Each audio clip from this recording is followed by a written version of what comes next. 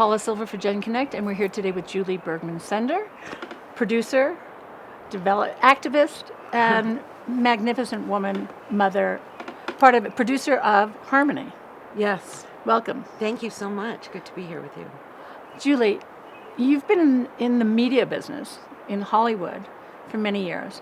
How do you think that the media actually helps or hurts our progress as a country?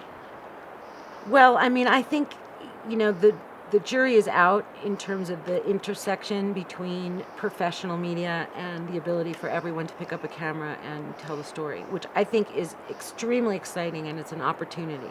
And I think it's a question of how is the business of media and the business of professionals who make media, how open can we be to the value added of people who are learning to be their own storytellers of their own story? Because ultimately that's what media is meant to do. It's meant to tell a story that moves someone in some way, either purely entertainment or to go do something. A lot of the media that we do at Balcony Films is to try to take an entertainment frame and push it into social activism without feeling like eating your peas.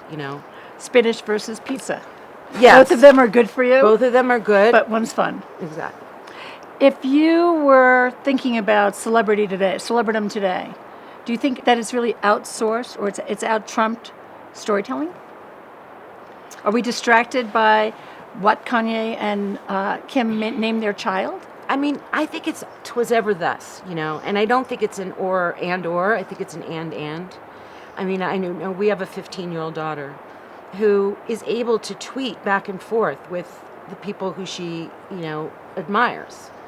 We could never do that. I mean, we would go to a concert, we would listen to their music. Sometimes we would read a magazine article about them. Maybe they would be on the news, but they're tweeting all day long. And so there's a level of relationship that can be developed. Now, that can be looked at as kind of creepy in certain ways, but in other ways, if you look at it as an opportunity, because I think that's what we have to do ultimately as professionals. We have to say, what is the upside for everyone? That now people have their own tools in their hands every day with their cell phones to be storytellers. So social media is playing a big part in this, and I understand that your daughter is an Instagram user? Oh yeah. I mean, thank God for her, because otherwise I wouldn't know how to do Instagram and the new thing, which is called Vine. But I watch her, because she's intelligent and she's educated, and she's using it in interesting ways. They're very visual, these young people, and they don't discard the word, but the word becomes integrated into the image. And as a filmmaker, I want to say, okay, that's exciting. The word tells one side of the story. The image amplifies that word. And if they're already thinking about the world in that way, then we are able to tell stories in a way that's much more organic to the way visual artists tell stories. As a producer and a mother, what advice would you give moms with regard to social media and their children?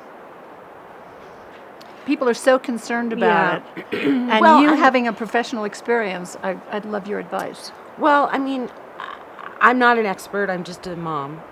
But you're an expert producer.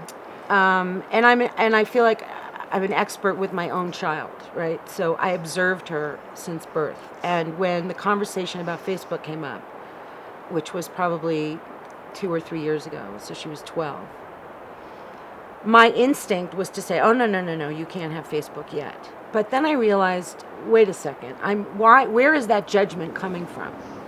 So I said to her, let's go online and let's see what other parents and kids are saying about their experience with Facebook. And then let's decide what we think works for us as a family.